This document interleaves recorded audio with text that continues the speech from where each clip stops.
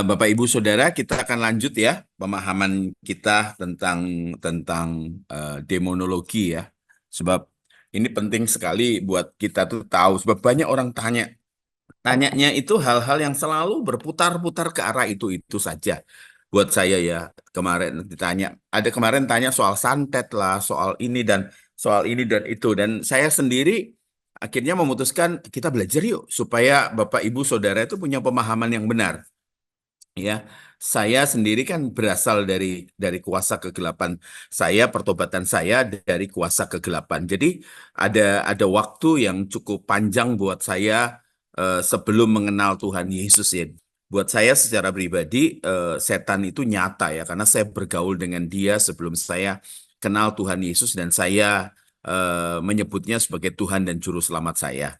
Nah, setelah saya belajar firman Tuhan ya, ternyata banyak sekali penipuan-penipuan yang ada. Itu sebabnya dengan segala hormat pada teman-teman saya yang dulu dengan punya latar belakang seperti saya, ya, latar belakang klinik ya. Mereka itu tetap kalau khotbah, Pak, dikhotbahkan mengenai kesaksian-kesaksiannya, entah itu santet lah, entah itu pocong lah, entah itu apa namanya guna-guna lah dan lain sebagainya, Bapak Ibu. Dan itu buat saya melelahkan. Kenapa? Karena jemaat tidak belajar mengenai kebenaran. Jemaat tidak belajar mengenai kebenaran. Mereka hanya belajar mengenai fenomena. Yang diajarkan juga adalah bagaimana supaya nggak kena santet lah, bagaimana supaya tidak kena guna-guna, yang apa namanya seringkali hanya berhenti pada hal-hal yang seperti itu. Dan buat saya itu lelah ya, Bapak Ibu Saudara yang terkasih. Kalau Bapak Ibu Saudara lihat sendiri ya di YouTube itu penuh hal-hal yang seperti itu ya. Dan ya memang sih orang-orang seperti itu karena orang Indonesia itu suka yang romantis ya, suka yang mistis. Karena hal-hal yang mistis itu luar biasa, maka orang Indonesia itu suka banget ya, suka banget. Coba bayangkan ya, film KKN di Desa Penari itu rekornya Indonesia. Rekornya Indonesia, Bapak Ibu Saudara. Nggak main-main loh, Saudara. Ya, itu menandakan bahwa kita itu betul-betul negara yang mistis. Segala sesuatu dihubungkan dengan mistis. Kita nggak boleh ada lantai 4, ya, rumah tusuk sate, ya, bersiul malam-malam dan banyak sekali, ya. Oleh sebab itu, kenapa saya sangat penting sekali untuk mengajar ini supaya mata rohani saudara terbuka. Sebenarnya banyak hal yang dipermainkan oleh kekuasa kegelapan yang malam ini kita akan buka ya, dan tentunya dalam terang kasih Kristus ya, kita akan belajar sama-sama Bapak Ibu ya. Saya gambarkan sebagai wanita cantik, saudara, bukan hal yang mengerikan. The Spirit of Babel itu bukan sesuatu yang mengerikan ya. Kita lihat berkembangnya nanti sampai Babel yang di kitab Wahyu. Kita baca di layarnya Bapak Ibu Saudara, air bah ternyata tidak sepenuhnya berhasil membasmi kejahatan atau noda kekafiran dari umat manusia di bumi, saudara. Dilenyapkan hanya tinggal satu keluarga. Ya, air bah ternyata tidak, sama sekali tidak. Yang kita mesti pelajari adalah apa? Tidak, ya, luar biasa. Keteladanan hidup Nuh, saya pernah berkata pada Bapak Ibu Saudara, Nuh itu di tengah-tengah bangsa yang sangat rusak atau masyarakat yang sangat rusak, ya, sangat rusak pada zaman itu.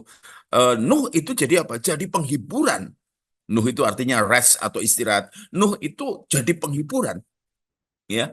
Keteladanan hidup Nuh kepada anak-anaknya, kepada menantunya, kepada istrinya, ternyata tidak sepenuhnya diikuti oleh keluarganya sendiri. Bayangkan ya. Ya, orang ini ada pada puncak sekali lagi. Puncak keteladanan hidup. Ya, orang-orang di sekitarnya semuanya mati lenyap. Nuh itu hidupnya itu bisa dibandingkan dengan yang lain. Mengerti sampai di sini. Makanya kalau kita lihat ya, kenapa sih orang baik-baik, anaknya orang baik-baik, semua baik-baik kok bisa jadi jahat ya? Nah ini loh, kita mesti perhatikan sungguh-sungguh ya. Saudara boleh protes tentang apa yang saya tulis berikutnya ya, saudara. Nah, Great Restart, kalau saya berkata bahwa banjir besar itu restart yang sangat besar. Seakan-akan menjadikan Nuh dan keluarganya itu seperti Adam kedua. Ya, karena kenapa? Dibasmi semuanya, tinggal Nuh dan keluarganya.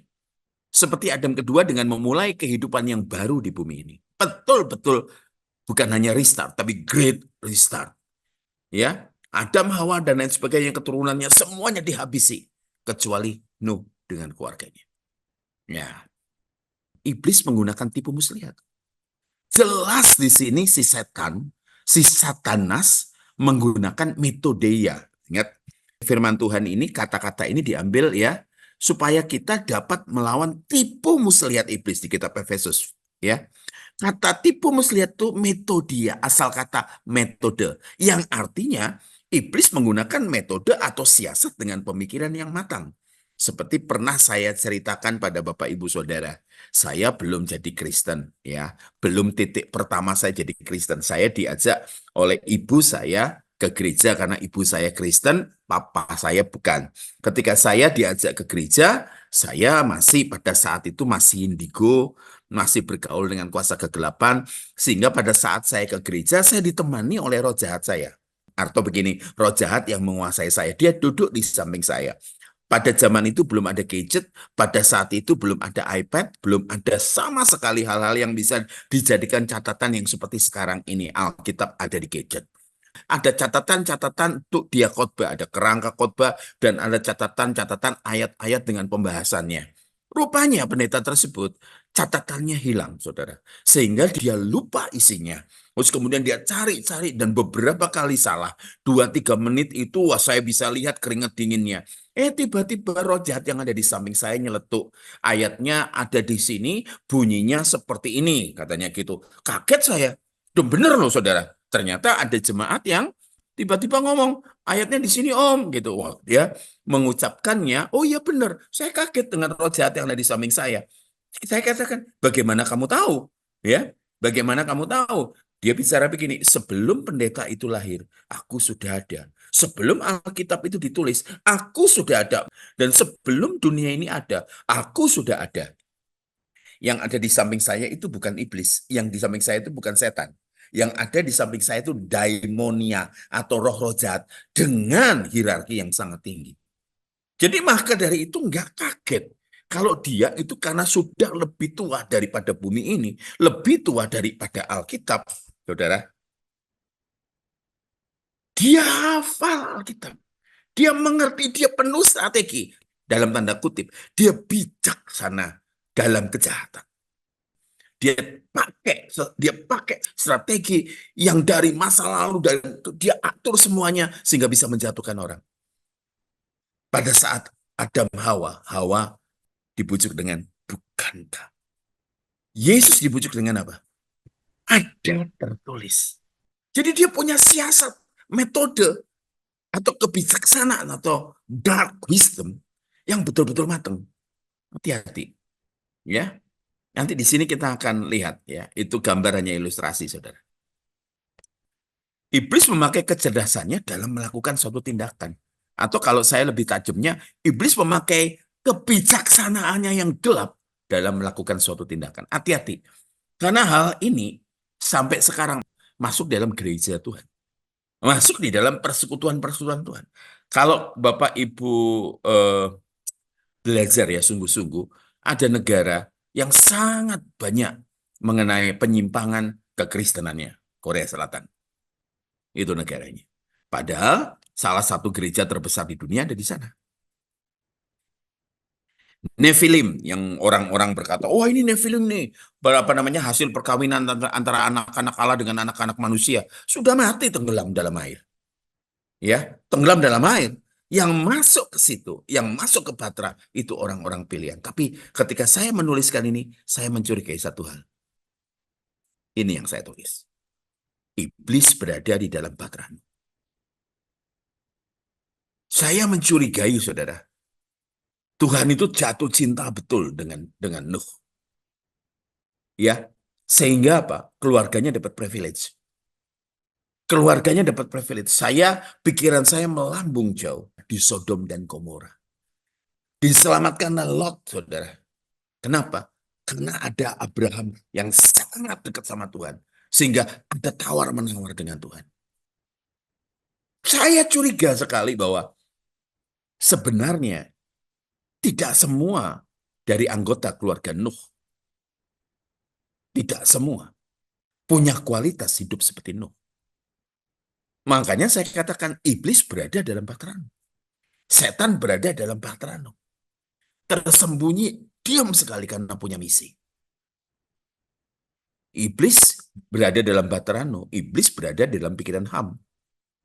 Di dalam topon Ham, ada satu kata firman Tuhan yang berkata, jangan beri kesempatan pada iblis. Jangan beri pijakan pada iblis. Dosa kita sudah diampuni. Tapi kecenderungan kita buat dosa, kita harus hadapi. Seperti saya katakan, bisa berbuat dosa dan mau berbuat dosa. Tapi kalau kita bertumbuh, kita masih bisa berbuat dosa, tapi sudah tidak mau berbuat dosa. Sampai di sini saudara mengerti. Yang bagian terakhir, sudah tidak bisa berbuat dosa dan tidak mau berbuat dosa. Saudara masih bersama saya? Bisa berbuat dosa dan mau berbuat dosa. Bisa berbuat dosa tapi sudah tidak mau berbuat dosa. Bagian terakhir, tidak bisa berbuat dosa dan tidak mau berbuat dosa. Makanya jangan kaget kalau saya berkata, iblis berada dalam bahtera. Rupanya dalam pikiran Ham ada topon. Saya di salah satu kota dalam perjalanan ke Bapak Ibu yang ngikuti perjalanan saya di media sosial. Bapak Ibu tahu bahwa saya pernah ke berbagai kota. Salah satu dari kota-kota tersebut ada yang berkata, I still believe in Jesus, tetapi saya tidak punya faith, tidak punya iman. Wah, itu pertanyaan bergaung di otak saya selama 1 minggu. Iblis berada dalam pikiran Ham, di dalam topon Ham. Nah, kita lihat ya, di dalam pikiran, di dalam pikiran. Jadi peperangan yang sesungguhnya kita lihat ada di mana? Ini. Yang sering kali kita itu hanya kalau di gereja-gereja, wah, tengking dalam nama Yesus, dalam nama Yesus, dalam nama Yesus, pakai minyak, pakai garam, pakai macam-macam ritual. Ada satu peperangan yang sesungguhnya. Saya pernah berkata kepada Bapak Ibu Saudara yang ikut kelas saya. Saya berkata, iblis itu kalau mainnya rendah, dia itu nyamar sebagai siapa? Nyamar sebagai urban legend seperti ya setannya Indonesia atau roh jahatnya Indonesia itu kan cacat gitu loh ya. Misalnya suster ngesot kayak gitu ya. Terus kemudian apa namanya suster gepeng kayak gitu kan banyak hal-hal yang seperti itu gitu loh ya. Pocong dan lain sebagainya. Itu buat saya remeh, saudara. Buat saya remeh. Beberapa saat yang lalu saya datang ke satu kota dan doain orang di sana. Orang tersebut dibawa ke salah satu gereja terbesar di kota itu. Dan kemudian didoakan. Nah, orang yang mendoakannya dituding sama roh jahat itu. Kamu punya istri simpenan. Kamu punya pacar. Dipermalukan. Dan dicapik-capik, saudara. Buat saya itu pun masih kelas yang rendah. Tapi kelas yang tinggi. Dia tanamkan ide kepada Karl Marx. Untuk bikin apa? Dia pakai, karena dia anak pendeta. Dia pakai idiom-idiom kekristenan. Dia pakai frasa-frasa kekristenan untuk membuat satu gerakan namanya komunis. Makanya saya berkata kepada beberapa teman, kenapa orang-orang ateis tidak pernah merasakan setan, tidak pernah melihat setan, tidak pernah mendengar setan at any cost. Oh, itu roh-roh jahat kelas tinggi jaga dia supaya dia tidak bisa lihat setan, tidak bisa dengar setan, tidak bisa merasa merinding ada kehadiran setan. Itu yang kelas tinggi. Dia masuk ke seseorang dan memberi ide bahwa dia nabi. Contohnya seperti itu. Ngerti ya Bapak Ibu Saudara? Dan kemudian dia beri ide. Nah, ide ini peperangan yang sesungguhnya. Di mana? The battlefield of the mind. Perang yang ada dalam pikiran. Saya ngeri sekali ya ketika ngeri lihat ada pendeta baik-baik ternyata punya istri lagi. Diam-diam selingkuh. Saya baru bertemu dengan seseorang yang disodomi rame-rame. Dirusak hidupnya. Sehingga dia seharusnya dia benci toh dengan perbuatan seperti itu. Dia berubah dari laki-laki sejati, dari terlahir sebagai laki-laki, tidak terlahir sebagai X. Dia berubah, Bapak Ibu Saudara. Dia ditanam. kebenciannya, sakit hatinya, bitterness, dia belok jadi transgender. Dia belok sampai dia dioperasi. Kelaminnya dipotong dan dibuatkan vagina. Dan kemudian sampai satu titik tertentu, hidupnya berubah di zaman Tuhan. Dikasih ide, sudah. Dimunculkan banyak ide. Nah, idenya ada di mana? Saya minta Kanda jelaskan. Orang bilang kalau kita ngomong hati itu kan di sini. Pikiran di sini. Tapi nanti kalau kita baca ayat, loh, kok ada hati dengan pikiran rancu gitu. Kita mesti ngelihat pertempurannya sebenarnya ada di mana. Nah, battlefield of the mind, kita lihat. Itu yang ada dalam pikirannya siapa? Makanya saya berkata tadi, di dalam bateranu ada setan. Dalam bateranu ada iblis. Di mana? Di pikirannya Ham. Di toponnya Ham. Ada gairah yang dia tekan. Karena belum ada kesempatan. Begitu ada kesempatan, muncul. Makanya Babel dari keturunan siapa? Keturunan Ham. Dikatakan Nimrod itu gagah perkasa menentang Tuhan. Berani melawan Tuhan. Sehingga dari orang yang berani menentang Tuhan ini, mereka punya Tuhan alternatif. Aliran-aliran setan, saya baca wawancaranya dalam mempersiapkan ini. Dikatakan gini, bukan hanya Yahweh yang patut disembah. Kenapa setan tidak patut disembah? Kami kan bebas untuk nyembah. Akhirnya mereka nyembah setan. Jangan dipikirkan bahwa mereka adalah orang-orang yang beladi-beladi, yang berdarah-darah, bikin ritual, bikin pentagram, pentagramnya dikasih apa namanya lilin-lilin, terus kemudian mereka pakai pakaian hitam. Tidak. Mereka ibadah seperti ini. Mereka menyebut dirinya gereja. Gereja itu orang yang dipanggil dari gelap menuju terang. Tetapi mereka menyebut bahwa mereka menyembah Tuhan alternatif, yaitu bukan Tuhan. Mereka menyebut dirinya gereja ateis. Dikasih ide, orang-orang yang sakit hati dengan gereja. Orang-orang yang pernah dilecehkan gereja, pernah dimanfaatkan gereja. Makanya kalau Bapak Ibu lihat, ada banyak sekali penyimpangan-penyimpangan gereja. Ya, gereja yang tidak mengajarkan kebenaran, yang benar-benar benar sesuai dengan ajaran Tuhan Yesus. Gereja tersebut bukan ancaman. Mereka yang ngajari hanya sekedar, oh ya ya, kebutuhan jasmani digenapi. Misalnya orang sakit sembuh, orang miskin jadi kaya.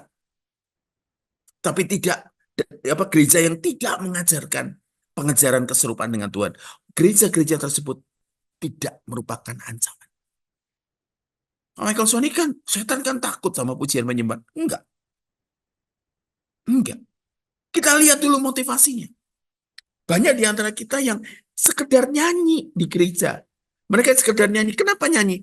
Ya, supaya doanya didengar. Mereka sedang buat apa? Mereka sedang buat petisi yang kemudian dimunculkan sebagai sebuah lagu. Ketika mereka naikkan pada Tuhan, itu bukan penyembahan. Kalau saya bercanda, itu ngamen. Banyak toh yang seperti itu. Makanya banyak skandal di dunia pujian penyembahan.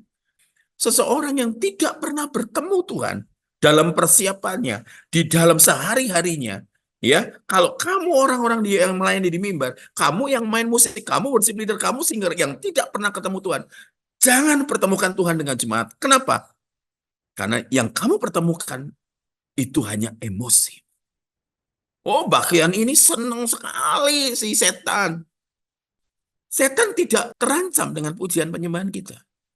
Tapi ketika kita menjadikan hidup kita penyembahan, itu setan tidak suka. Saudara lihat ketika di daerah-daerah, saudara lihat gereja-gereja di mana? Di tempat di mana kekristenan menjadi mayoritas. Bisa lihat gereja-gereja di mana kekristenan jadi mayoritas. Itu buruk. Buruk, mereka minggu ke gereja. Tapi Senin sampai Sabtu, mereka mabuk, berzina, dan lain sebagainya. Makanya dari itu saya katakan gelar teologi itu bukan standar ukur kesucian. Karunia yang dimiliki seseorang bukan standar kesucian. Bukan standar perkenanan. Namanya karunia bisa diberikan Tuhan kepada orang-orang yang dikehendakinya. Kita ini terkesima dengan sesuatu yang spektakuler. Ngerti ya, dibuat main. Dia itu punya dark wisdom. Dia punya kebijaksanaan gelap.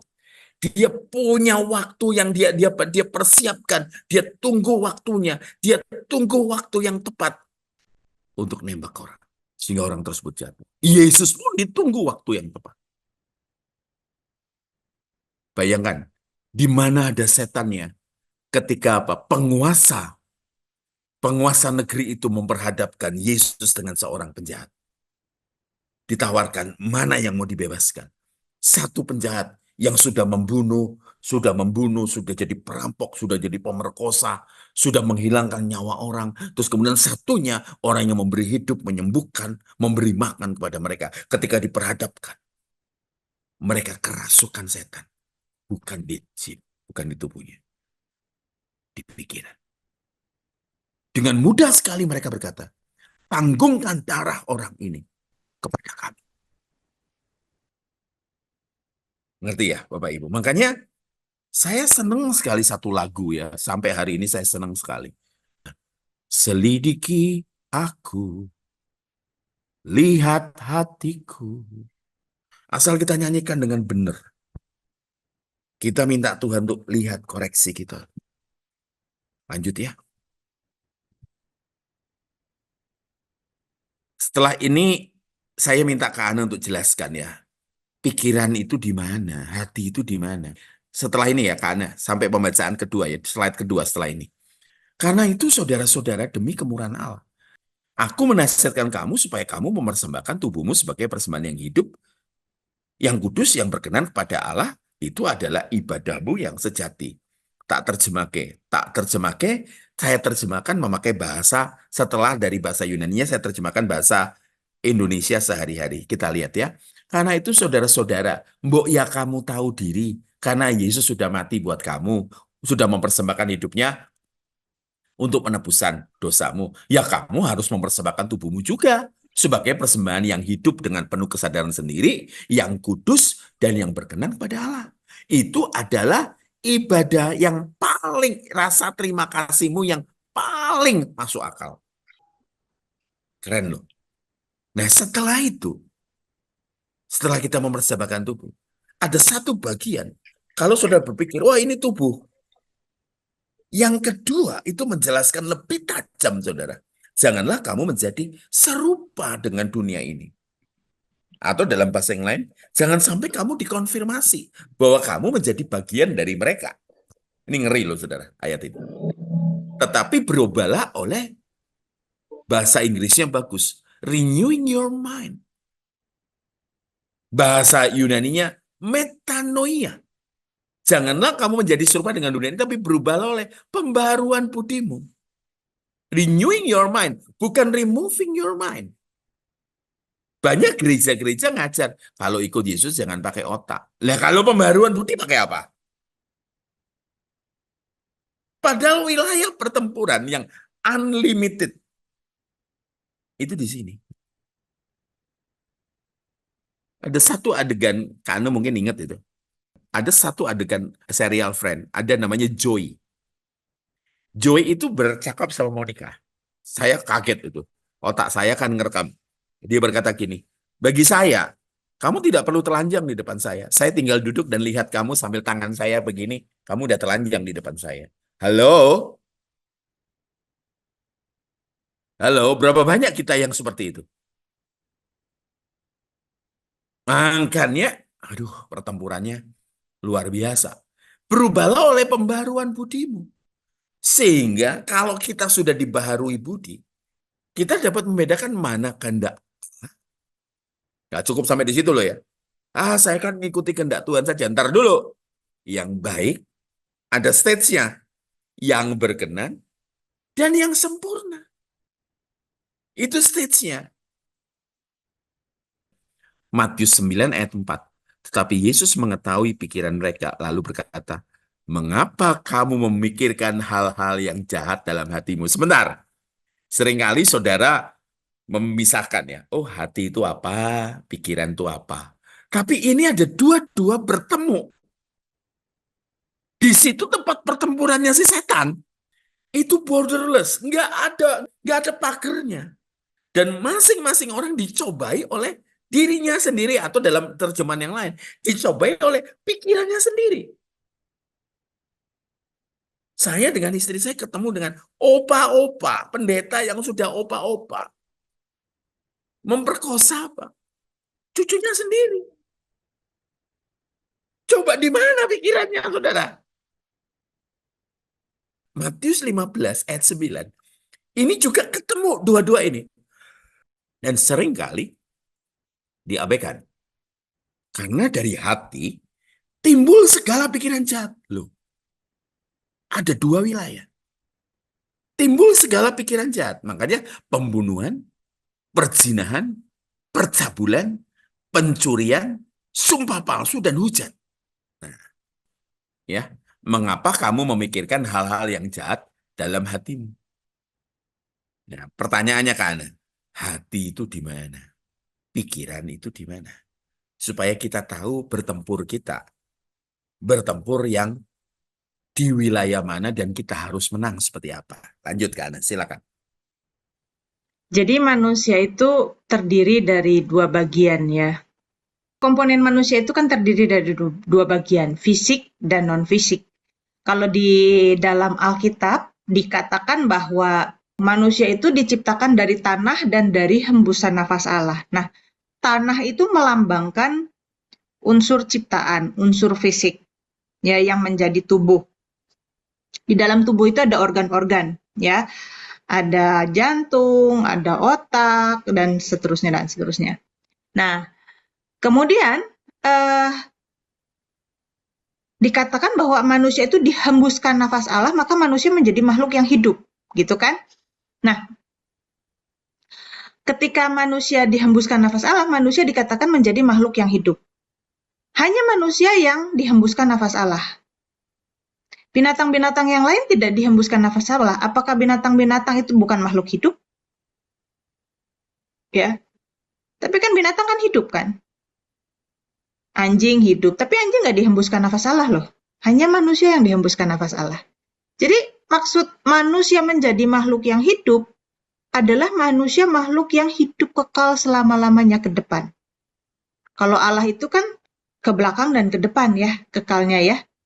Tapi kalau manusia sejak dihembuskan nafas Allah, manusia menjadi makhluk yang hidup.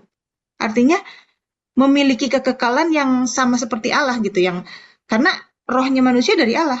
Bukan sama persis ya kekal ke belakang, kekal ke depan, bukan. Tapi sejak manusia ada, sejak manusia jadi makhluk yang hidup, itu hidup selama-lamanya. Nah, kehidupan selama-lamanya itu ditentukan oleh manusia sendiri, apakah berkualitas atau tidak, atau hina gitu. Nah, manusia diberi komponen fisik ini.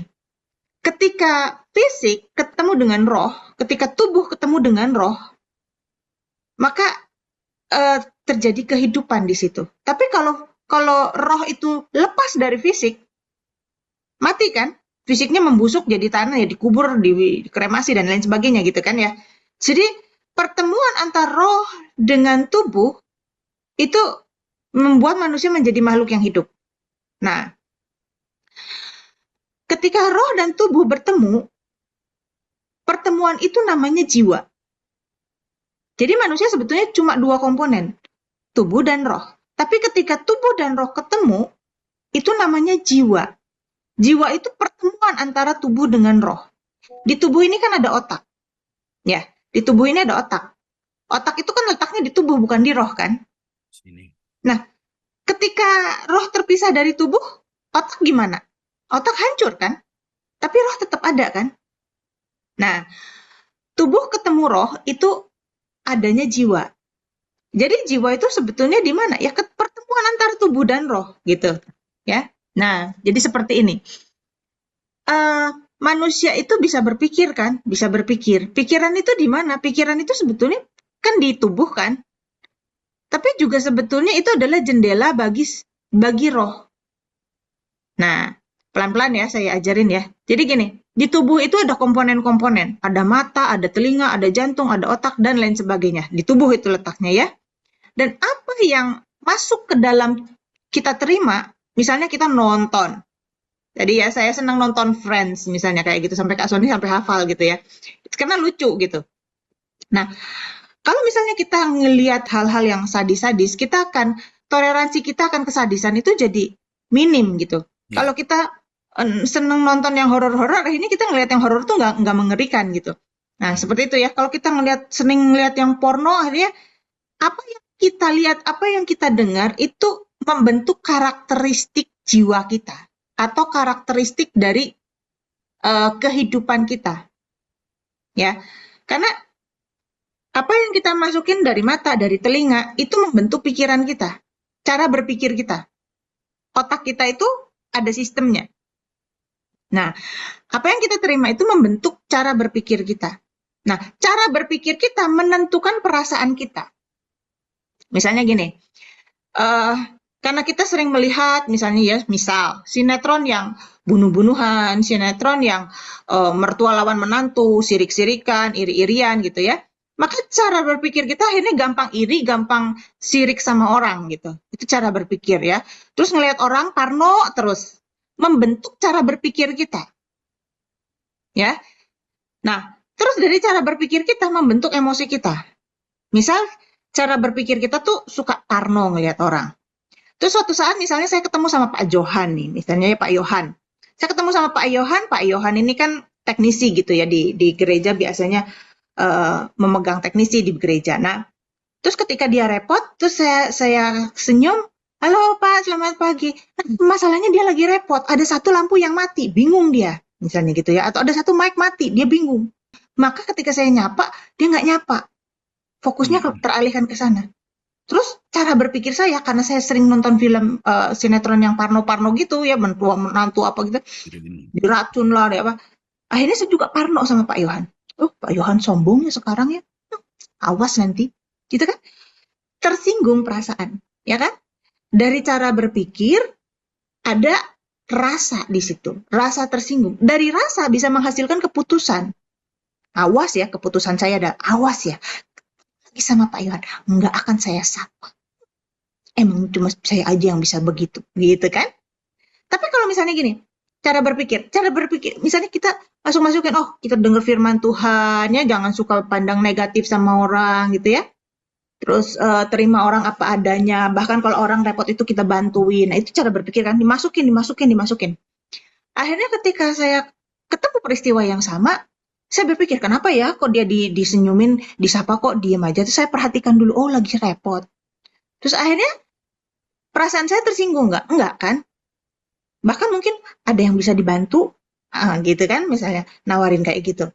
Nah, terus keputusan saya dari perasaan yang kasihan ya lagi repot gitu ya.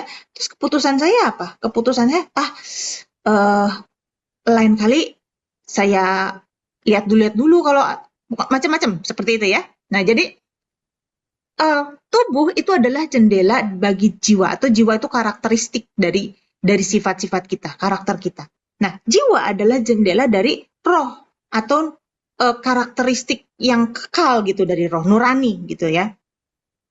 Nah, jadi di mana sih apa itu pikiran, perasaan, keputusan? Di mana sebetulnya semuanya? Ya memang di otak. Otak itu ya di tubuh.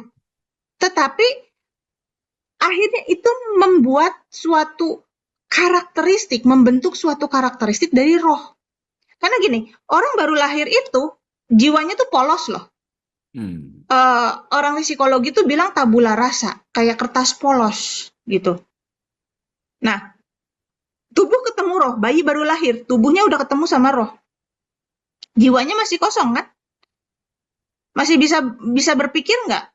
Kalau misalnya apa caranya nyolong gimana, caranya nakalin temen gimana, gitu memanipulasi orang gimana, munafik senyum yang munafik gimana? Enggak kan? Itu kan dipelajari. Pelajarinya lewat mana? Pengamatan, lewat mata, lewat telinga, lewat denger, gitu kan? Nah, jiwa ini adalah karakteristiknya seseorang. Ya, pertemuan tubuh dengan roh.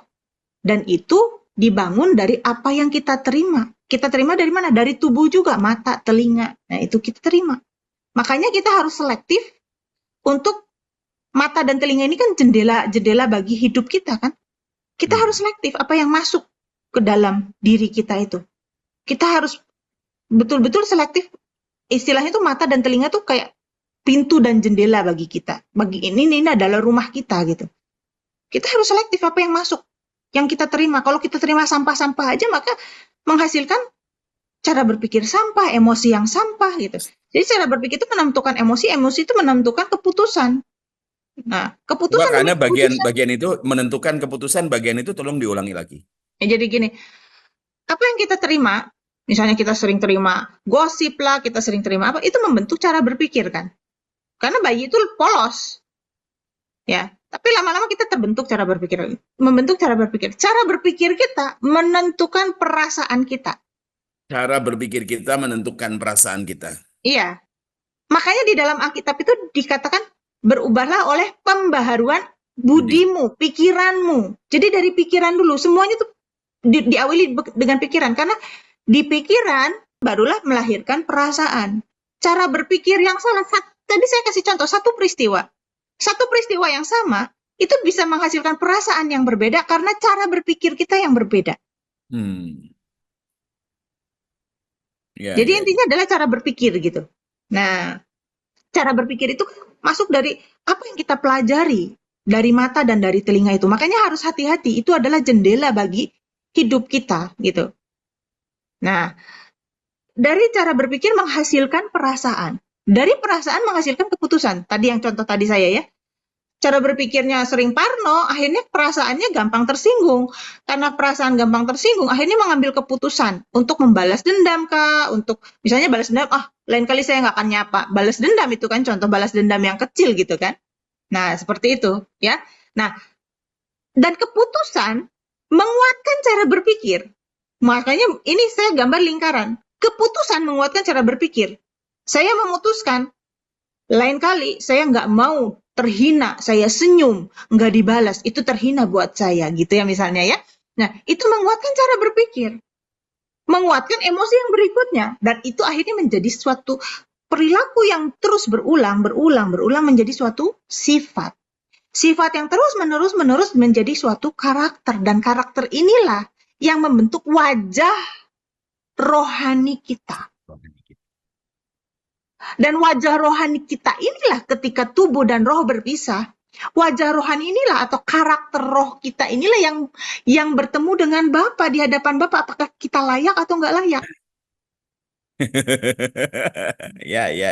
Jadi semuanya dimulai dari cara berpikir. Makanya hati-hati apa yang kita masuk, terima lewat mata, lewat telinga. Nah, karena saya iris dua ya. Ya. Pertama, tadi saya katakan gini. Pertama nih, kalau orang kerasukan setan, ya, tubuh, roh, jiwa. Orang seringkali berkata, oh jiwanya kosong. Ya, jiwanya kosong. Nah, orang kerasukan roh di wilayah mana? Iya, orang kerasukan roh jahat berarti kan ada dua roh di dalam tubuhnya. Antara Mm-mm. rohnya manusia dengan ada roh jahat yang masuk Nah, juga ke dia gitu. jelas ya Bapak Ibu Saudara ya? Sehingga Jelas ketika ya? roh jahat itu masuk ke seseorang kan bisa misalnya badannya kecil, kayak saya ya, anggap aja saya kecil gitu ya. Terus dia bisa ngangkat kasur yang apa ranjang lemari Nggak dari ngelempar jati enam gitu orang, ya. ya. Padahal ototnya kalau kalau kalau biasa kalau nggak kerasukan nggak kuat loh gitu. Nah, kenapa? Karena ada kuasa yang lain yang masuk ke dalam tubuhnya Iya. gitu. Tapi Dan itu langsung suaranya lain, terus kemudian tenaganya berbeda, ya. Nah, tetapi kalau setan masuk di dalam pikiran orang, mempengaruhi pikiran orang, seperti apa namanya Petrus, masuk di wilayah mana, Kak Ana? konsep. Makanya Tuhan Yesus tuh bilang gini, "Enyahlah iblis, karena engkau bukan memikirkan apa yang dipikirkan Allah, tetapi yang dipikirkan manusia." Nah, Jadi, battlefield. kalau manusia tidak berpikir seperti cara Allah ingin manusia berpikir, berarti manusia kerasukan iblis. Ingat Seperti ya? itu, Kak Ana tadi berkata, ya. Janganlah kamu serupa dengan dunia ini. Bahasa yang lain, janganlah kamu dikonfirmasi seperti dunia ini. Janganlah sampai orang-orang berpikir bahwa kamu bagian dari mereka. Ya, kenapa? Karena kalau kita berpikir seperti manusia pada umumnya, halah, kok kayak gitu sih? Kok Itu kita aja loh nggak masih hidup di boleh. dunia, iya gitu aja dilarang, kita loh masih hidup di dunia. Nah, cara berpikir itu sebetulnya dari cara berpikir iblis. Nah, itulah the spirit of Babel, saudaraku yang terkasih. Ya, makanya saya berkata, ada iblis di dalam bahtera Nuh. Ada yang lagi mau ditambahkan ke Ana? Terima kasih, Iya, nanti jadi ikut gini, dalam saya tanya jawab. eh, untuk seseorang itu memiliki suatu karakter atau sifat, itu kan tidak terjadi dalam satu hari. Tapi dari tadi ya, pengulangan demi pengulangan dan pengulangan demi pengulangan itu menguat. Karakter itu menguat. Maka itu untuk seseorang itu bisa berubah, itu juga nggak mudah. Untuk dia mereverse gitu ya, kalau tadi muternya ke sini misalnya ya, untuk berbalik satu demi satu itu tuh susah. Kalau dulu misalnya tersinggung sedikit ngamuk, tersinggung sedikit ngamuk. Tersinggung itu kan sudah menjadi bagian dari sifatnya. Terus sekarang ketika ada orang yang menyinggung dia untuk tidak ngamuk, itu sekali menang aja udah wah, seneng gitu ya. Karena itu suatu pergumulan gitu. Tapi terus kemenangan demi kemenangan demi kemenangan akhirnya bisa membentuk sifat yang sebaliknya. Sifat Nah, itu terus-menerus menahun membentuk karakter atau membentuk wajah batinnya. Jadi untuk menjadi manusia yang baru, yang berubah, itu tidak ada yang namanya instan. Karena cara berpikir kita, perilaku kita, kebiasaan kita, itu sudah bukan terjadi dalam satu hari. Maka untuk merubah manusia lama menjadi manusia baru juga bukan terjadi dalam satu hari. Oke, terima kasih. ada perdebatan baru-baru ini kan. Saya ngikutin sekali perdebatannya soal AI. Seperti kita tahu bahwa Tuhan tuh menciptakan kita selem and demut, apa namanya, serupa dan segambar, ya. Nah, Tuhan tuh punya pikiran, punya perasaan dan punya kehendak. Pikiran, perasaan melahirkan kehendak. AI generasi yang diharapkan 3, 4, 5 tahun berikutnya. Sekarang ini generasi sekarang hanya punya pikiran. Dia berpikir sendiri. Ributlah beberapa orang, perdebatannya sudah dimulai. Kita tuh nggak usah perdebatan yang Islam lah, perdebatan yang macam-macam. Sekarang ini tantangan buat orang-orang muda, apalagi ya Pak Doni Prayitno ini berhadapan sama orang-orang muda ya. Perdebatannya itu kan luar biasa itu. Perdebatan ini AI berikutnya ditambahkan perasaan. Kalau dia sudah paripurna dan bisa berpikir sendiri dan bisa ditambahkan perasaan. Perdebatan beberapa profesor teologi juga berkata, apakah mereka bagian dari kita? Oke, nanti aja ya, nanti pada batasnya. Sekarang masih belum berani saya untuk menjelaskannya. Lanjut ya Bapak Ibu, saya lanjutkan sedikit ya. Jadi kalau kita lihat, ini udah dijawab tadi oleh Kak Ana. Nah, Markus 7 ayat 21, sebab dari dalam, dari hati orang, kita udah tahu tadi, dari ajari, timbul segala pikiran jahat, percabulan, pencurian, pembunuhan. Dan ini saudara tidak terdeteksi. Orang yang kerasukan setan itu terdeteksi. Matanya jadi putih, suaranya jadi beda, tenaganya jadi luar biasa. Karena ada apa? Ada entitas asing masuk ke dalam dirinya. Sehingga orang dalam satu tubuh ada dua roh. Mari kita lihat. Yang ini yang kita waspadai. Makanya kita, kalau saya sarankan, kita harus berani mencurigai pikiran kita. Mencurigai tindakan kita. Jangan-jangan ada satu bagian hidup kita yang kita belum selesai. Yaitu apa? Kita masih punya pijakan. Sehingga apa? Setan berpijak di situ. Jangan beri kesempatan pada iblis. Kita masih memberi pijakan kepada setan sehingga setan masih bisa mensuplai kita dengan ide-ide kekafirannya dalam kehidupan kita. Ingat saya katakan tadi, iblis ada dalam bahtera Nuh. Siapa yang tahu gitu loh. Hidupnya hidupnya Nuh itu noble, hidupnya Nuh itu jadi penghiburan. Tapi dari 3 anak ada satu Dan akhirnya muncullah Nimrod, muncullah Babel. Dan kalau kita belajar nanti di akhir, itu seramnya luar biasa loh. Yang dibangun itu bukan sekedar menara loh, saudara. Saya munculkan ayat-ayat supaya saudara tuh mengkerangka pikiran saudara. Yaitu orang-orang yang tidak percaya. Yang pikirannya telah dibutakan. Ya, orang ribut dengan Kristen progresif, padahal itu gimmick. Clickbait untuk orang menikmati konten. Dari konten creator yang dapat duit. Oh, tiba-tiba orang munculin semua, munculin semua. Padahal kita enggak tahu. Kita enggak belajar secara komprehensif. Sehingga semua yang komprehensif hajar sesat. Kita enggak pernah dengar khotbah lengkapnya. 2 Korintus 10 ayat 5. Kami mematahkan setiap siasat orang. Tentu siasat orang di baliknya ada pemberi siasat. Ada dark wisdom yang bersembunyi deep down inside. Yang diberi makan dengan nafsu yang tersembunyi. Dan merubuhkan setiap kubu yang dibangun oleh keangkuhan manusia. Ini saya bacanya, maafkan saya ngomong. Hati saya ngomong, buset. Ketika mengerti kebenaran firman Tuhan, baca ayat ini tuh kayak 3D. Kubu yang dibangun oleh keangkuhan manusia untuk menentang pengenalan akan Allah.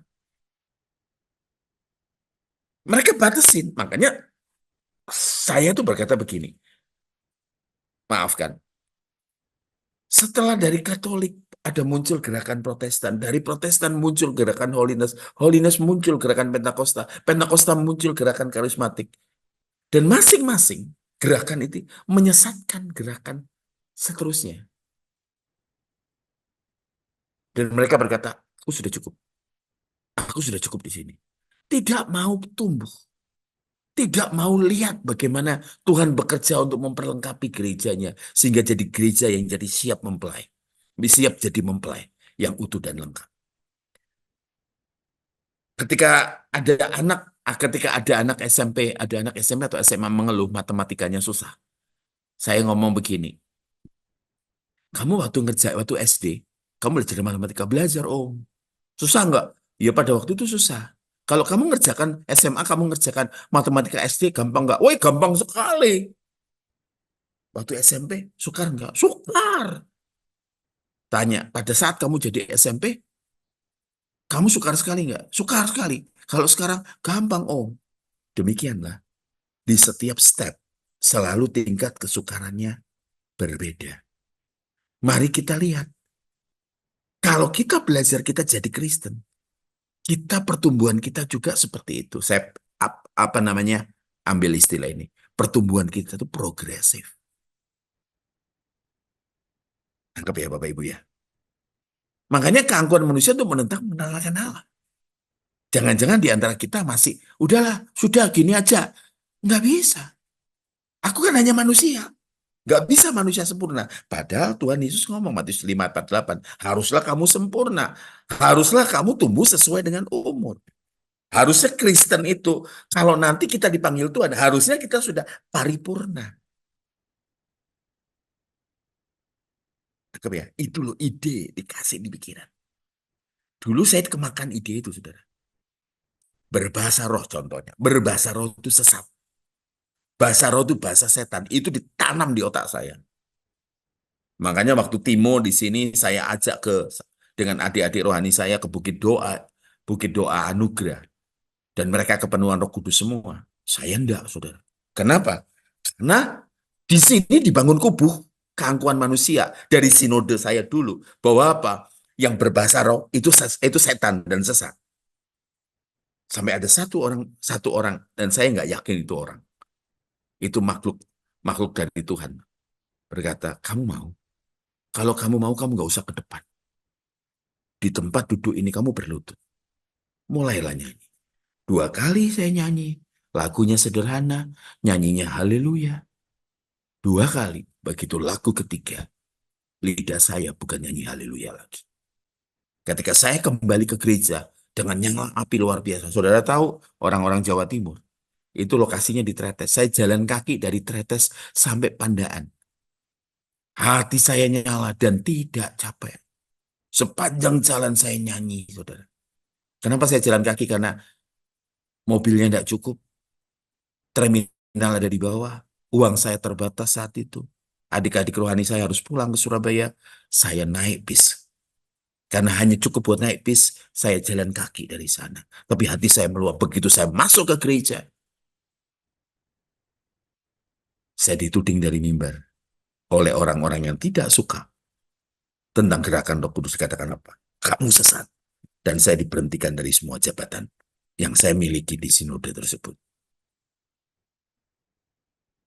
Kami menawan segala pikiran dan menaklukkannya kepada Kristus. Ini keren, saudara. Pertempuran kalau saudara ngadepin setan langsung, percayalah. Karena saya dulu menjadi bagian dari mereka. Itu jauh lebih mudah. Jauh lebih mudah. Saya ceritakan mungkin saudara yang ikut saya dengan istri saya udah lama, udah mungkin biasa dengar ini. Satu ketika saya berhadapan dengan orang. Driver saya sendiri. Ada driver saya nggak masuk hari itu diganti dengan driver pengganti saya di kantor. Dia tanya, Bapak nginep ya di mes ya? Iya. Bapak nggak takut? Seingat saya mes saya itu 30-40 kamar. Kalau tidak ada syuting, Pak, Bapak literally tidurnya sendirian di sana. Bapak tahu nggak? Security itu harusnya jaga di dalam. Kalau Bapak sudah masuk, dia keluar karena takut, Pak. Akhirnya ke posko utama. Mau pagi saja baru balik ke situ. Sebenarnya dia nggak berani. Apakah Bapak nggak pernah diganggu? Saya bilang, enggak.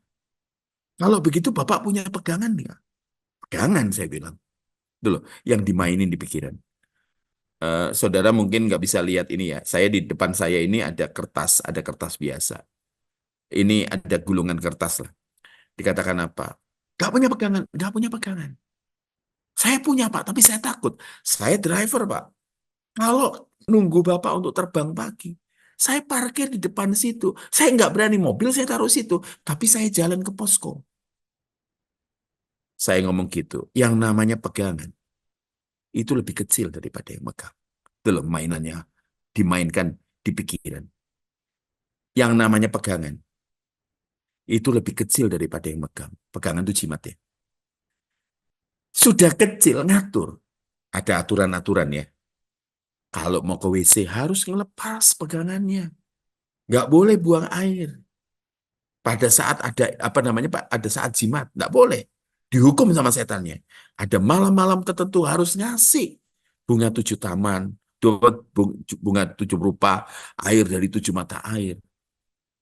Ya, kalau dulu sukar saudara, 7 mata air. Sekarang gampang ya Pak Yohan. Tinggal ke Indomaret, tinggal ke Alfamart, Ades dari sumber mana gitu ya, Aqua dari Pandanan. Kalau dulu sukar saudara, ya. Yang namanya pegangan itu ngatur, nggak boleh makan sate, nggak boleh makan kelor, nggak boleh makan banyak sekali saudara. Loh kalau bapak nggak punya pegangan, nggak punya. Kalau bapak apa? Kok sampai berani seperti itu? Yang namanya pegangan itu kecil, ngatur. Kalau saya yang kecil mas, saya dipegang. Yang megang saya namanya Yesus.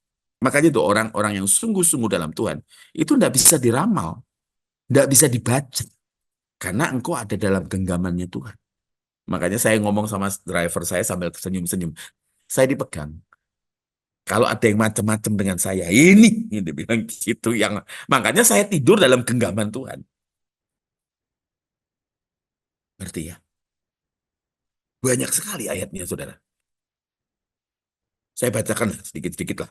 Tapi aku takut kalau pikiran kamu disesatkan. Disesatkan. Ikut Yesus 3,5 tahun. Yesus ngomong mengenai bahwa dia akan ke Yerusalem, akan disiksa, akan disalib, mati bangkit pada hari ketiga. Ngamuk Petrus. Dia merasa membela Tuhan. Itu loh yang orang-orang Kristen seakan-akan membela Tuhan. Saudara bisa lihat di YouTube. ribut soal perpuluhan, ribut soal Kristen progresif, ribut semuanya. Mereka baca Alkitab, rata-rata enggak. Mereka berkepribadian baik, rata-rata enggak. Ada orang yang kami kenal, saya dengan istri saya kenal. Orangnya kelihatan santun, kelihatannya nasionalis, tapi dia di belakang pelecehan agama.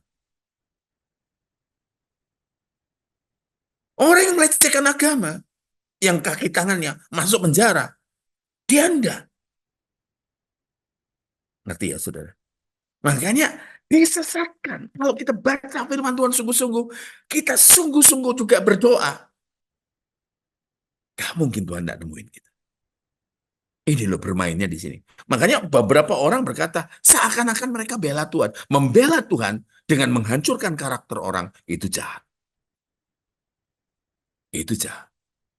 Itu sangat jahat. Makanya, saudara lihat penyesatan di dalam gereja itu sudah masif, terstruktur. Efesus 4 ayat 17. Sebab itu kukatakan dan kutegaskan. Kutegaskan ini kepadamu dalam Tuhan. Jangan hidup lagi sama seperti orang-orang yang tidak mengenal Allah dengan pikirannya yang sia-sia. Serem, saudara. Serem. Sedikit lagi ya. Supaya kamu dibaharui dalam roh.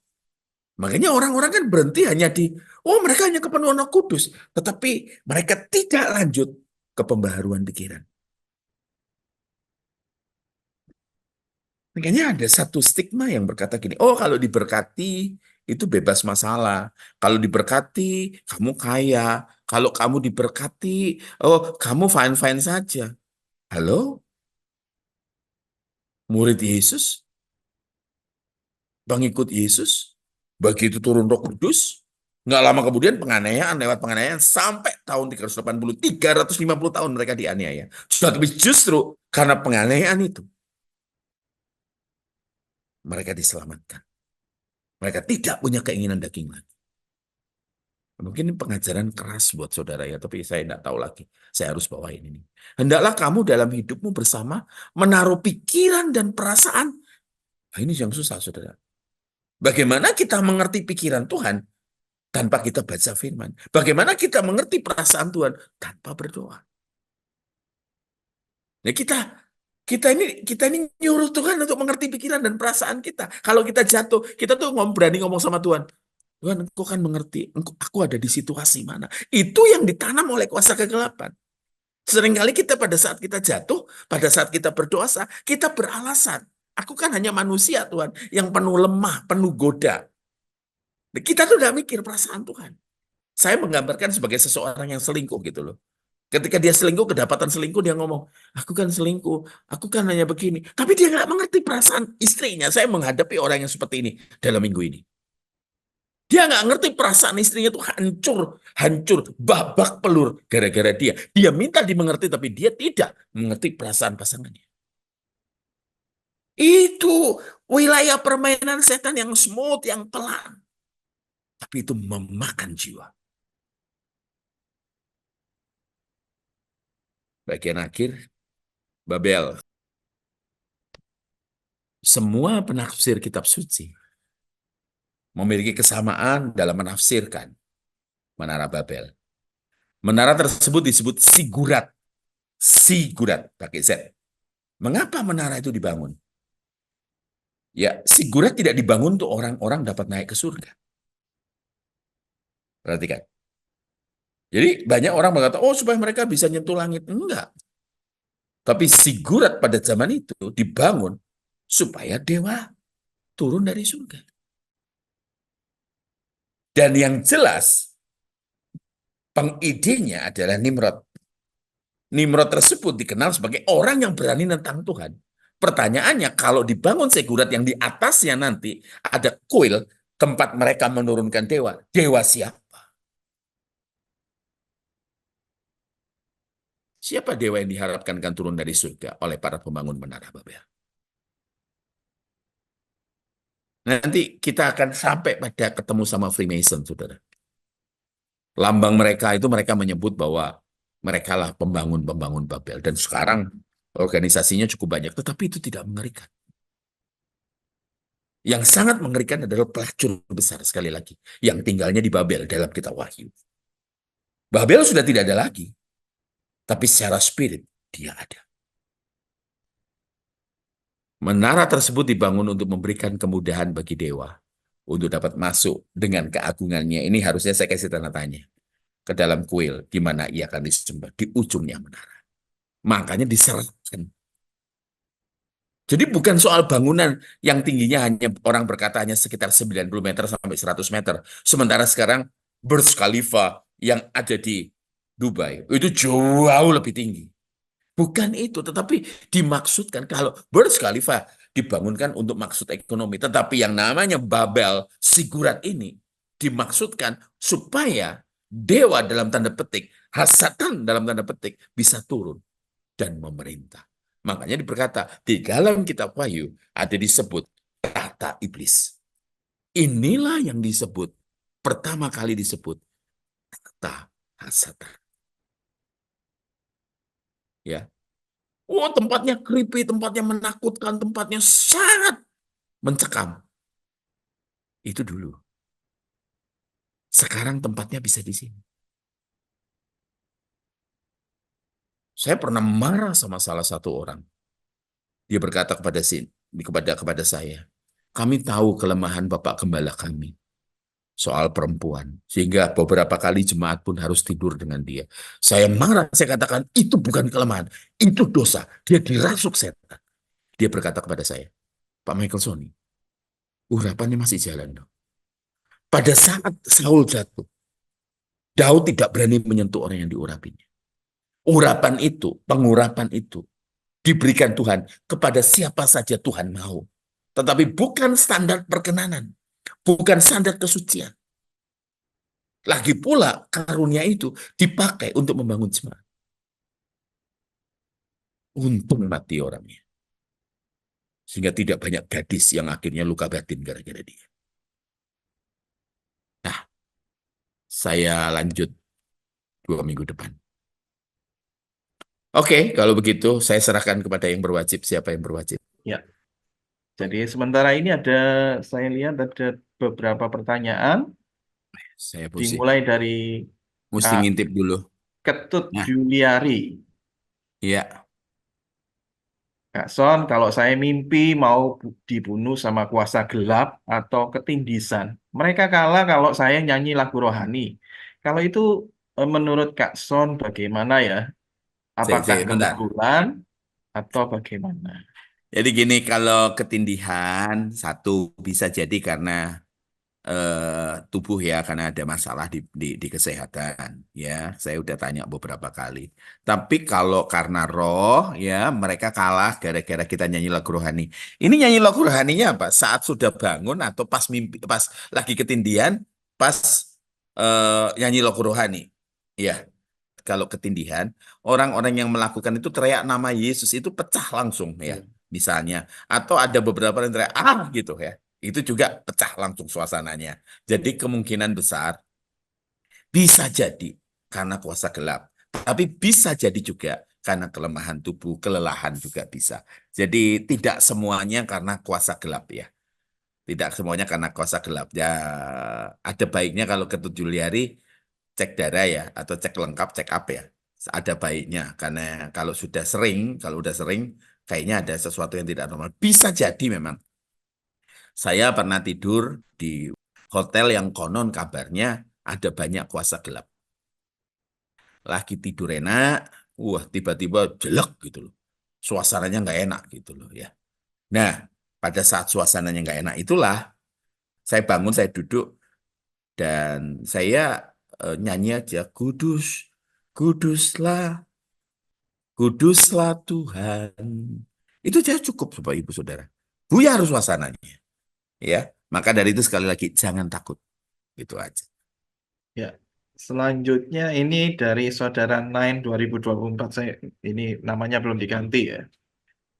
Kalau manusia meninggal, tubuh ke tanah, roh kembali ke pencipta, jiwa kemana, Kak Son? Kak Ane, bantu jawab Kak Ane.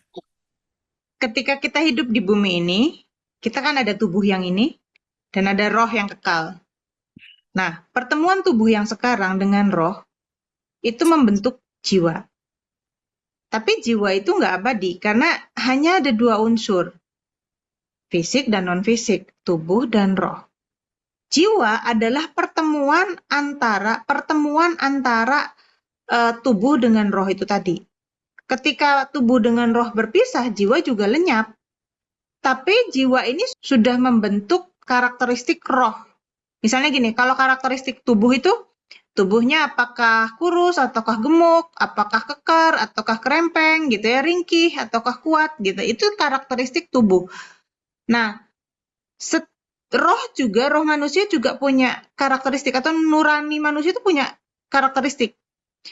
Pernah lihat ya, di TV itu dulu ada, misalnya dulu tuh kan ada itu ya, kaum yang namanya ISIS yang begitu kejam gitu ya, sampai anak-anak mereka itu masih kecil tuh bisa bawa senjata atau bisa bawa benda tajam dan bisa membunuh manusia. Itu anak kecil, manusia yang sudah di kerangkeng, sudah nggak bisa ngapa-ngapain gitu ya. Itu bisa dibunuh atau tangannya diikat gitu ya, orang dewasa yang tangannya diikat musuh mereka. Itu bisa dibunuh sama anak kecil. Nah, sedangkan misalnya saya misalnya mau bunuh mau bunuh hewan gitu ya, mau bunuh ayam, mau bunuh bebek gitu, rasanya nggak tega. Kenapa? Karena ada yang namanya nurani. Nurani itu udah karakter yang menetap, yang nggak bisa berubah. Nah, kembali ke pertanyaan tadi, tubuh sama roh menghasilkan jiwa. Ketika tubuh berpisah sama roh, jiwanya juga nggak ada, tapi sudah melekat di sini, sudah membentuk si roh ini, nurani. Nanti roh ini dikasih tubuh yang baru. Nah, roh ini sudah punya karakter kan? Selama di bumi ini kan sudah dibentuk karakternya kan, nuraninya sudah dibentuk kan? Ada yang makanya kita suka dengar nggak punya hati nurani gitu kan ya. Jadi nurani itu sudah terbentuk selama hidup kita di dunia ini, sudah terbentuk. Nah, nurani ini atau karakteristik atau roh ini kan nurani itu kayak karakter sifat-sifatnya roh gitu ya. Sama seperti manusia itu kan punya, dari kecil kita lahir itu kan nggak kebayang ya nanti jadi orang yang kurus, tinggi, gendut gitu ya, atau pendek gitu ya. Tapi itu kan terbentuk dari makanan kita kan. Nah, sama. Itu seperti tubuh bertumbuh, roh juga bertumbuh gitu. Nah, bertumbuhnya dari mana ya? Itu dari pertemuan antara tubuh dengan roh ini ada jiwa. Nah, ketika manusia mati, jiwanya sudah selesai. Tapi nanti si roh ini kan sudah punya karakter nih, udah punya wajah nih nurani ini, sudah terbentuk nih. Kalau tubuh kan tadi misalnya karakternya gemuk, kurus, si roh ini juga sudah punya karakter. Apakah punya belas kasihan, ataukah kejam, itu sudah punya. Nanti ketika manusia dibangkitkan dikasih tubuh.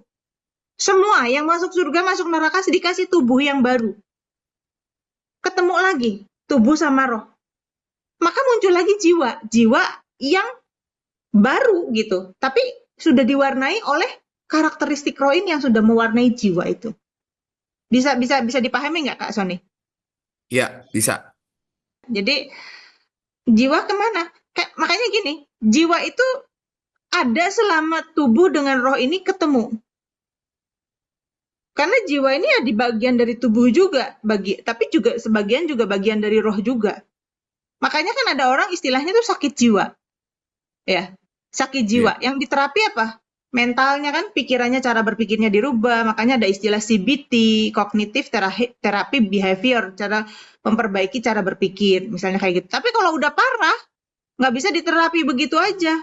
Nggak bisa diajarin cara berpikir aja. Tapi apa? Dikasih obat. Nah, obat itu kemana? Ke roh bukan? Obat kemana? Orang sakit jiwa, kalau udah parah dikasih obat kan? Sakit jiwa. Sakit jiwa. Tapi kalau udah parah sakit jiwanya. Depresi kadang-kadang ada yang membutuhkan obat kalau sudah berat. Bipolar ada yang membutuhkan obat sudah berat. Itu sakit jiwa. Tapi dikasih obat. Obat masuknya ke mana? Apakah masuknya ke roh? Tubuh kan? Ya, ngerti ya? Jadi jiwa itu ya pertemuan antara roh dan tubuh. Gitu. Ya. Terus tadi pertanyaan apa? Kalau jiwa kemana? Ya sudah, jiwa lenyap karena sudah berpisah gitu. Sudah berpisah, tubuh sama rohnya udah berpisah, lenyap gitu. Habis, nanti roh ini kan dikasih tubuh yang baru, ada lagi jiwanya. Jiwa yang diwarnai oleh nuraninya roh yang sudah terbentuk selama dibentuk oleh jiwa yang lama di bumi ini. Gitu. Ya, jadi jiwa itu bukan suatu hal yang ada seperti tubuh dan roh, tapi karakteristik atau sifat. Ya, kalau roh ya jelas satu unsur, tubuh ya satu unsur gitu. Jadi manusia terdiri dari dua unsur. Jiwa itu karakteristik atau sifat. Ya, nah gitu. Oke, makasih. Ya, Terima karena kasih. jangan itu dulu karena lanjutannya ini juga Oh pertanyaannya iya buat iya Kak iya Ana. iya. Oke oke oke. Dari Feby, sebenarnya Feby nanya tadi masalah cara berpikir waktu jelasin cara berpikir itu bukan perasaan. Feby nimpali mindset ya, Kak Ana. Ya, ya. Mindset itu cara berpikir dan cara berpikir itu membentuk perasaan kan? Cara berpikir tadi saya kasih contoh kan, jadi dari satu peristiwa yang sama bisa menghasilkan dua perasaan yang berbeda karena dua cara berpikir yang berbeda, gitu. Ya sebetulnya saya cuma sederhana aja mencontohkan dua, tapi sebetulnya bisa banyak sekali gitu. Ya. Terus mumpung ada Kak Ana, saya juga nanya nih Kak Ana. Tadi Kak Ana kan jelasin antara tubuh, jiwa, dan roh. Nah, cara kerja iman itu seperti apa, Kak? Iman Mohon itu maaf. timbul dari mana, Pak? Iman itu muncul dari mana? Bertumbuh dari mana? Iman Pendengaran timbul akan dari firman. pendengaran akan firman Tuhan. Firman. Bukan hearing, tapi listening. Listening. Kita bisa hear, ya. Hear itu kan, misalnya kita lagi Zoom begini ya, di luar itu ada suara masjid, di luar ada suara motor lewat, ada suara anak tetangga lari-lari gitu ya. Itu hear. Tapi kalau kita fokus di Zoom ini, kita sedang listening. Kita sedang menyimak, memperhatikan. Jadi di dalam kata listening, mendengarkan listening itu ada kata sungguh-sungguh menyimak dan memahami. Nah, iman timbul dari pendengaran listening, pendengaran akan firman Tuhan. Nah, sebaliknya, cara berpikir dunia juga timbul dari mana? Dari pendengaran, dari pendengaran, dari penglihatan. Itu tadi saya gambarkan kan? Cara berpikir kita untuk kita beriman kepada Tuhan Yesus, cara berpikir kita seperti Yesus, itu dari mana? Dari firman Tuhan. Sebaliknya juga begitu, cara berpikir kita dunia, bersikap seperti dunia, timbul dari mana? Dari kita mempelajari dunia ini. Dan menerima dan menganggap benar, memperhatikan gitu ya. Memperhatikan orang, waduh, kalau orang kaya itu enak ya ternyata ya. Waduh, kalau pakai tas bagus itu diperhatikan orang ya. Waduh, kalau jalan-jalan ke luar negeri bisa pamer di Instagram tuh banyak yang nge-like ya gitu. Wah, enak juga ya gitu ya. Nah, cara berpikir kan akhirnya saya juga pengen kayak begitu. Tapi saya nggak punya duit. Terus gimana caranya? Nah, ya mikir terus.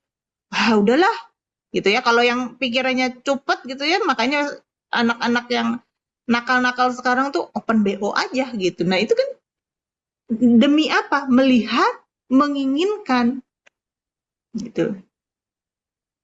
Ya, begitu juga Kalau sebaliknya. orang yang tidak Ya. pernah diisi firman, artinya imannya tidak akan pernah bertumbuh. Ya, kan? Oh, nggak bisa. Gimana bisa beriman kalau dia nggak pernah mengerti?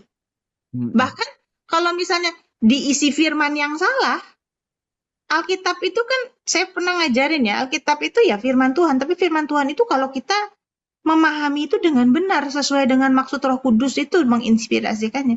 Tapi kalau enggak, bukan jadi firman Tuhan, maka diisi dalam tanda kutip firman, ya, tapi nggak benar, tetap tidak mengubah. Ini sama seperti cara berpikir dunia ini gitu. Oh, pokoknya kamu kalau ikut Yesus aja, ikut Yesus pasti, ya, pasti kaya. Loh, Tuhan itu tidak ingin loh kita sengsara, nggak pingin loh. Ya. Nggak pingin loh kita sengsara, susah, menderita, miskin. Nggak efektif juga untuk pekerjaan Tuhan. Tapi Tuhan yang ingin itu kita itu bersama-sama Dia di kekekalan. Dan kalau kekayaan itu merusak nasib kekal kita, maka Tuhan menghalangi itu terjadi dalam hidup kita. Oleh karena itu dikatakan di dalam Alkitab, carilah dahulu kerajaan Allah dan kebenarannya. Itu bukan sekedar, oh ya udah, aku cari kerajaan Allah, aku rajin ke gereja supaya aku kaya. Enggak, bukan sekedar ngabsen di gereja, tapi cari kerajaan Allah dan kebenarannya, hidup kita berubah dulu, kita mengerti dan mengenakan kebenaran itu dulu. Sehingga kita bisa dipercaya untuk bertanggung jawab, misalnya dipercaya untuk mengelola hartanya Tuhan gitu. Karena Seneng yang ya kita, kalau disuruh mengelola itu, seneng ya Kak Ana ya. iya, kan Disuruh dibilang mengelola. dalam firman Tuhan juga, kalau kamu tidak bisa dipercayai dengan mamon yang tidak jujur, siapakah yang akan mempercayakan kepadamu harta yang sesungguhnya? Jadi harta yang sesungguhnya punya kita itu di surga, yang di bumi ini titipan Tuhan. Nah kalau kita nggak bisa dipercaya, kita nggak bisa dititipin, gitu. Tapi kalau kita dititipin juga kan kita kecipratan dikit-dikit gitu kan. Tapi kita bisa dipercaya nggak gitu. Kalau karakter kita nggak bisa dipercaya, gitu kan nggak bisa mempercayain dong.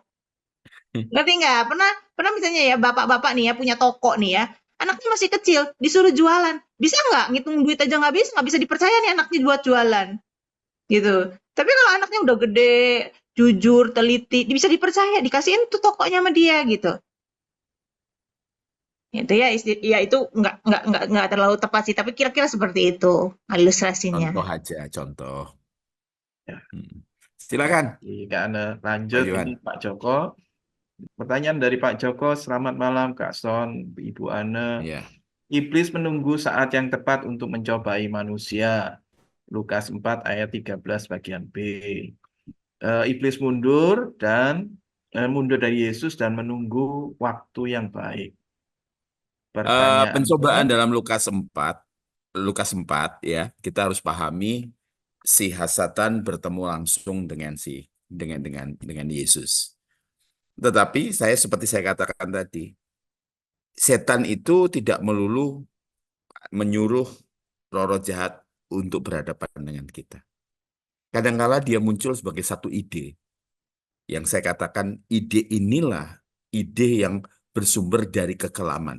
Makanya tanya sekarang, dari mana? Dari mana ide itu muncul? Ide itu bisa muncul kalau kita memiliki apa? Memiliki pengharapan yang lain.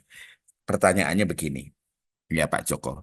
Apakah Yesus itu sebenarnya sungguh-sungguh mau mati di atas kayu salib? Pertanyaan gitu aja.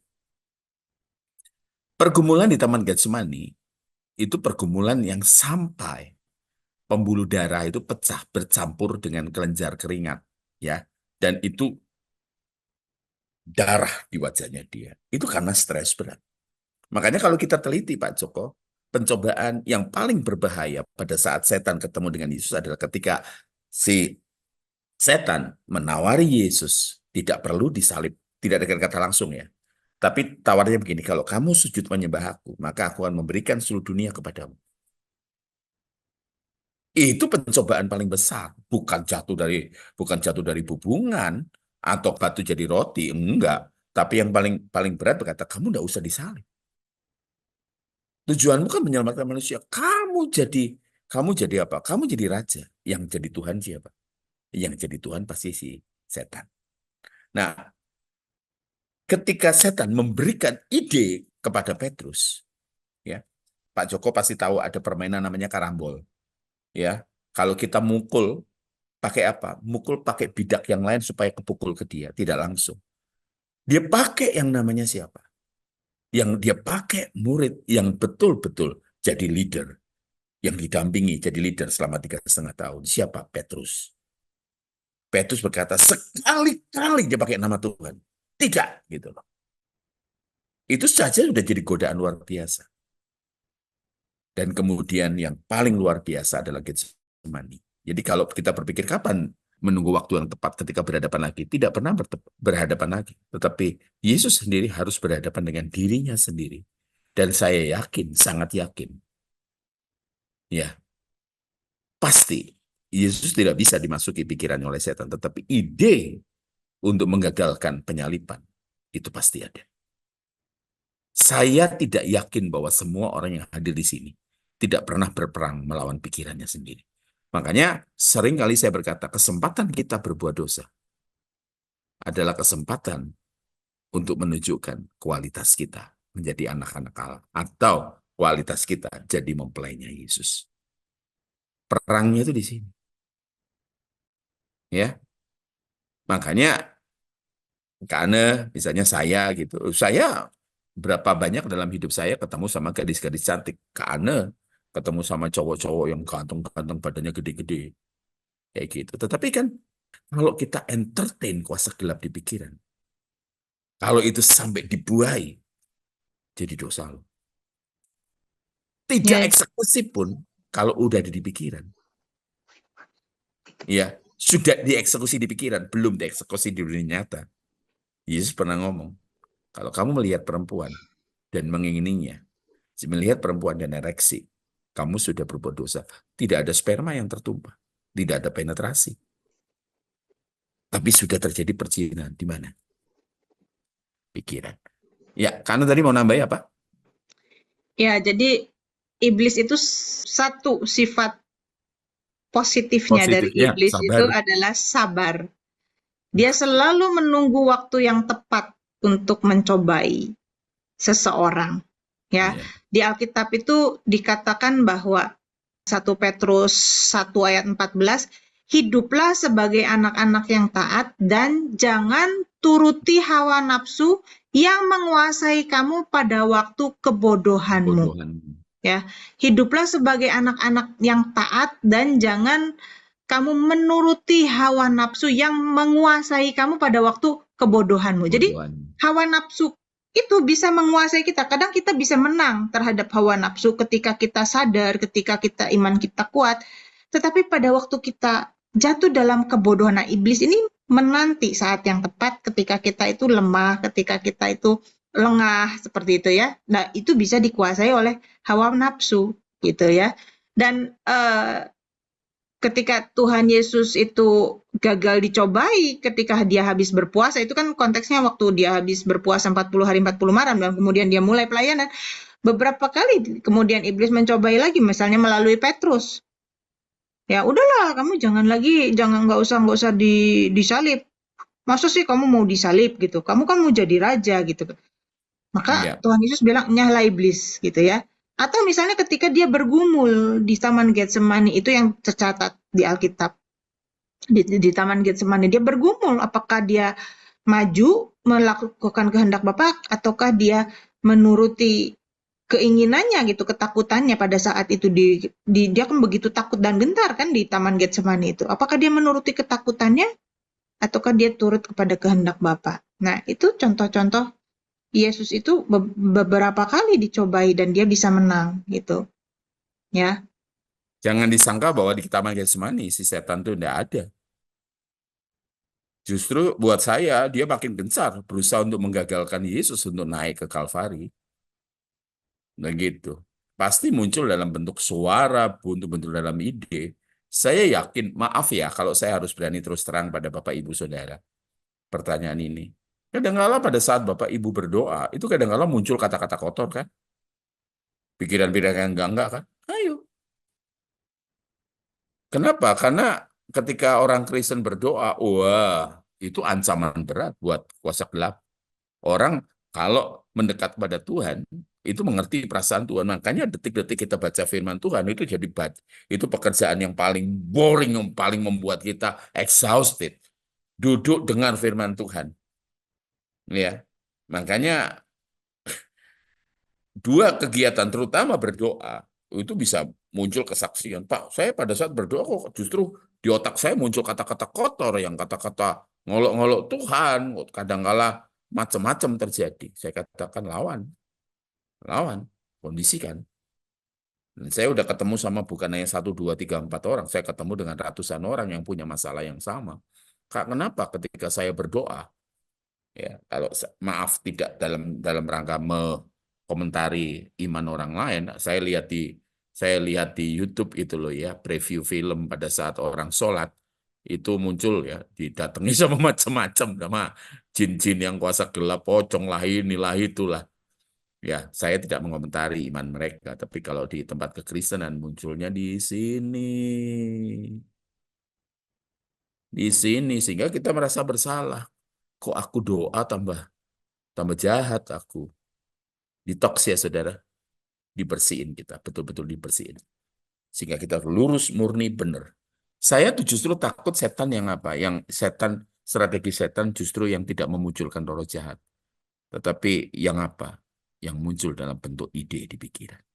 Lanjut, udah masih banyak nih. Ya. Terus kemudian ini ada yang japri. Bagaimana cara membersihkan atau maintenance pikiran kita yang sudah lama terkontaminasi dengan hal-hal buruk? Karena sudah berpuluh tahun mendengar, sebentar, eh, mendengar dan melihat hal-hal yang buruk. Ini sama dengan Karena kita aja deh dulu. mengubah karakter kita yang lama jadi karakter baru. Saya kok tiba-tiba ke Ane, ini bercakap dengan ke Ane, eh, anak-anak yang lahir di Doli, ya, yang anak-anaknya pelacur itu, karena dia nganggap bahwa, oh mamaku berhubungan seksual untuk mendapatkan nafkah hidup. Itu sudah jadi hal yang normal gitu loh. Makanya seks itu jadi istilahnya seks for sale itu hal yang normal. Ayo, Kak Ana silakan. Oh ya, gimana Hai. membersihkan atau maintenance pikiran kita yang sudah lama terkontaminasi? Ya itu harus dibalik ya prosesnya ya. Kalau kita sudah lama, kayak misalnya gini, sama seperti tubuh ya, roh juga sama seperti tubuh, jiwa juga sama seperti tubuh.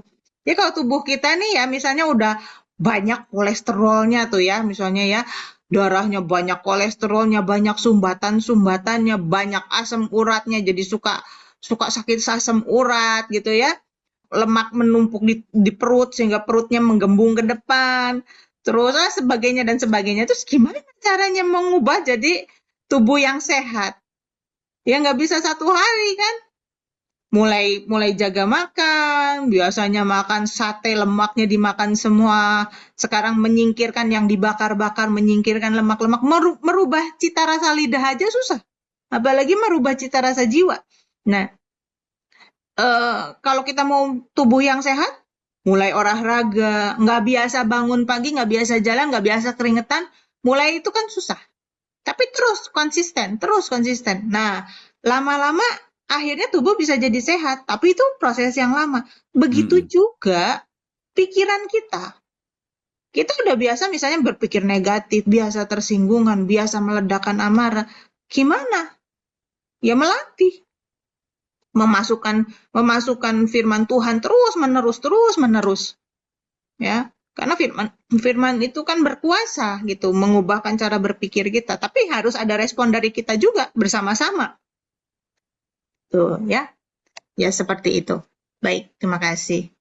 Ya, lanjut ini dari Kak Daud.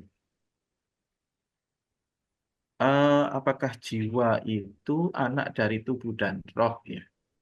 Kalau mau dikasih analogi ya, kalau mau dikasih Ya. perlambangan atau ilustrasi seperti itu ya, mungkin saya bisa mengatakan gini, seperti pernikahan.